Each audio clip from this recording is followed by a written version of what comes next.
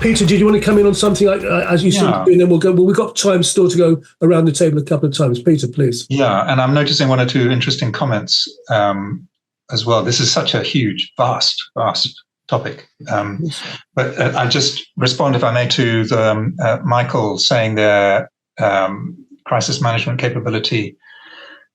Yes, I'm sure that ISO, I don't know it, the ISO guideline is helpful, but for people in senior sort of executive positions, probably not going to look at that. That's not their sort of ISO isn't something that you hand down the organogram to other people to manage. That's my assumption. I may be wrong there, but so, and I want to link that to this question that's exercising me a lot at the moment, which is what difference can you make in helping people with serious sort of decision-making capability ahead of crisis by introducing this idea of, well, what if you were to become excellent at this? What if there's actually room for enormous amount of ingenuity, brilliance, leadership, excellence, and so on?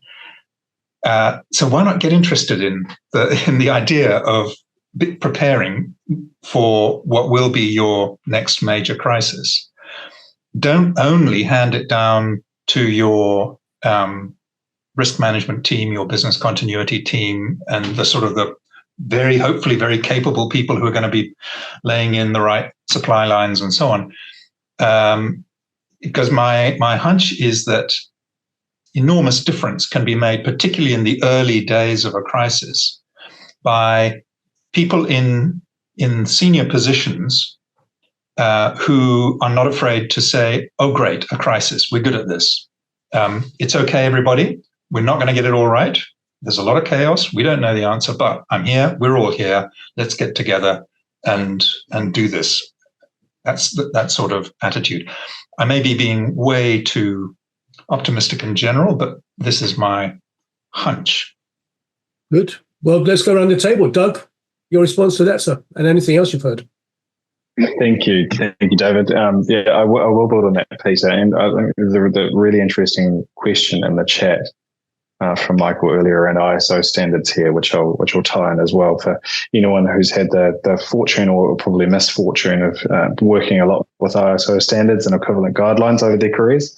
One of the things that organisations, and in particular, in focusing back on city management as well, smaller councils and organisations that don't have deep pockets and potentially private sector resources to be able to pull on, one of the things that can often be a struggle point is defining what good looks like, and being able to look out, either get that external support and advice from the likes of Marsh, McLennan, or from the deep literature and the ISO standards and the best practice guidelines that exist on what good looks like. And without those kind of frameworks in place, often organisations without the internal resources to get that advice on board, or the good fortune of having those external advisors able and around them to support them regardless, can really, really struggle to define what that is. And more often than not, what that can lead to is a situation where we know we have a risk, we have a significant issue here, so we need an individual, we need a role title here whose function in the organisation is to manage that risk. And it ends up in a situation often where you have a risk manager or a crisis manager who is seen as the person who is responsible for managing that, rather than the person who's responsible for looking beyond that to what a resilient outcome is and avoid a crisis. It's to manage it directly. When we look at those global frameworks and best practice, one of the overarching pieces, and we've spoken to culture quite a bit in this conversation, one of the overarching pieces in those is defining what that culture needs to be and how the organisation can move beyond to learn from these kind of crises, but also to ensure that the managers and the decision makers in the organisation are equipped to be doing that. And so almost a trope, but something that we often talk to when we're supporting on crisis management projects and training and facilitating that is, when done well, a crisis manager isn't there to manage the crisis. They're there to facilitate the management of that and to enable the decision makers around them to be effectively managing that. And more often than not, in a less mature and in a less well-resourced smaller organisation like a local council entity or otherwise, aren't able to get to that stage or aren't able to define what that looks like. So, there's a two-piece in there, and really building on what you were saying, Peter, as well. But the criticality of that becomes really, really fundamental. How organisations are thinking about that facilitator role being a really, really key enabler, and how that's driving an effective culture. So you're learning, you're adapting, and as you said right at the beginning, Richard, so you're transforming and actually driving out of a crisis situation into a new normal, rather than just returning back to the BAU state that you were in beforehand.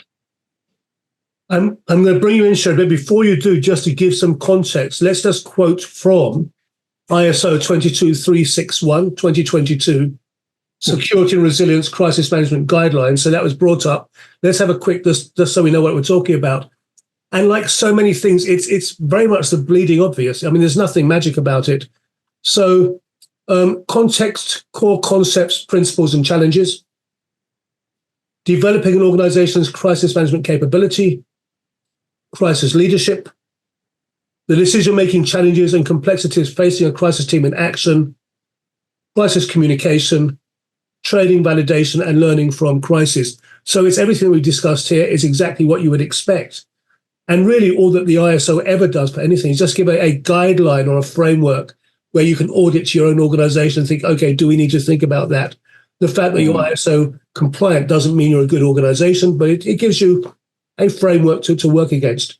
Sherrod, let's bring you in. Sorry, David, Michael's just made an interesting point to Doug in the comments there that ISO standards look expensive, but actually they are, if you're, I presume the if is that if your management or leadership are remotely serious about learning what can be learned about how to be great in crises, then here is an enormous distillation of wisdom.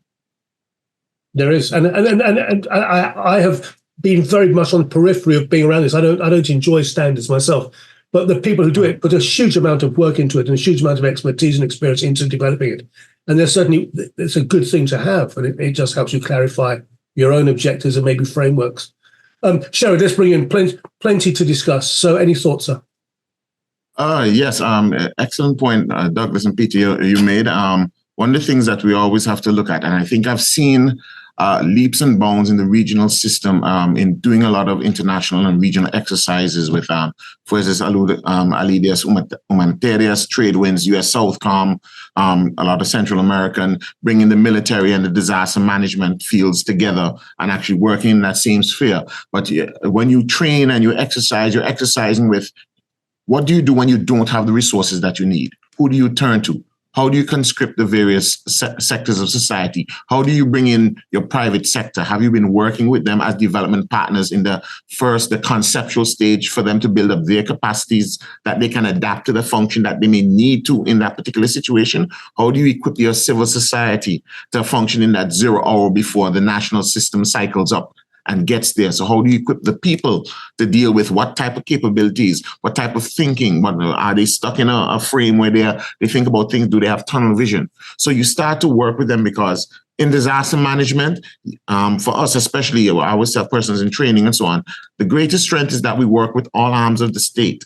The biggest weakness is we work with all arms of the state. So if you're focusing on a particular sector, okay, and you're not working with the other sectors to bring them up to a place where you need them to be able to actually be resilient and fend for themselves, or learn that where they are in terms of the whole national system and mechanism and how they can adapt to it. Because bringing them in at the conceptual stage, they bring a lot to the table, and in ways that you wouldn't think of, in terms of you're thinking about operations, functionality, what are the tasks, etc., and so on. And they can bring and say, well, if we do something like that, it's a capability that we can adapt based on the type of equipment that we're using in this particular industry that can be repurposed for that. So therefore, we can, act as an alternate to you when certain things break down and so on. And then you learn about the deepness, the resiliency, the redundancy, the levels that you can build.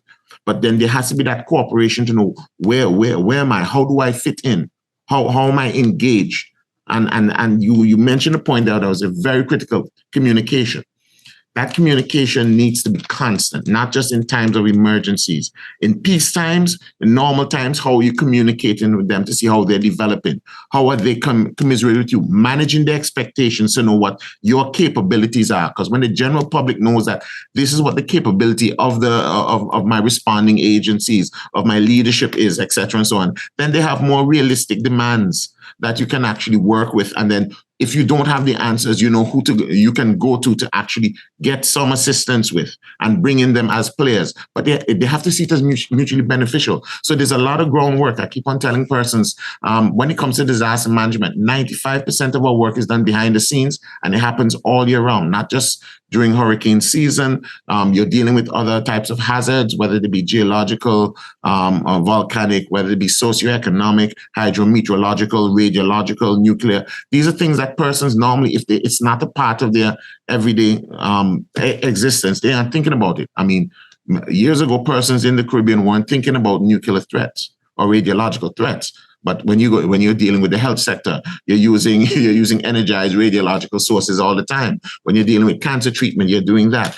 When you're dealing with building major projects, road construction, stadium construction, you're using equipment that has radiological sources. Okay, what happens to that? Are those sources repatriated? Do they become errant or orphan sources? What threat is that to your population? And we see instances of that happening in different parts of the world. So rather than going through the pain, learn from what has happened, bring those persons with expertise, liaise with them, see where it can benefit your system, see how you can offer value to them, and have that collaboration. So it has to happen at multiple levels. You have to look at it at the political level, at the national level, at the regional level, international level. How does that filter down into community? And does it make sense to them? Is it something that I would normally talk about at the end of a day when you go home to your spouse or your significant other? Is it talk shop around the table, the dinner table, etc., and so on? How do we prepare our lives? Because at the end of the day, it's a developmental issue. It's not preparedness and response, it's development. How do we development, and how do we see ourselves developing to deal with this ever-changing hazard profile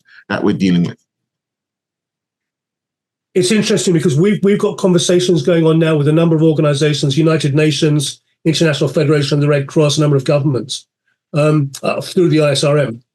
But what is interesting is that one of the critical pillars now is education, that they want to have educational programs which are fit for purpose across, whether it's at a high level, sort of executive level, crisis management or multi-agency interoperability, or down into community leadership, for example. And I had a conversation earlier today, kindergarten, kindergarten training for kindergarten kids, what to do, as they do, for example, in Japan, which they do a lot.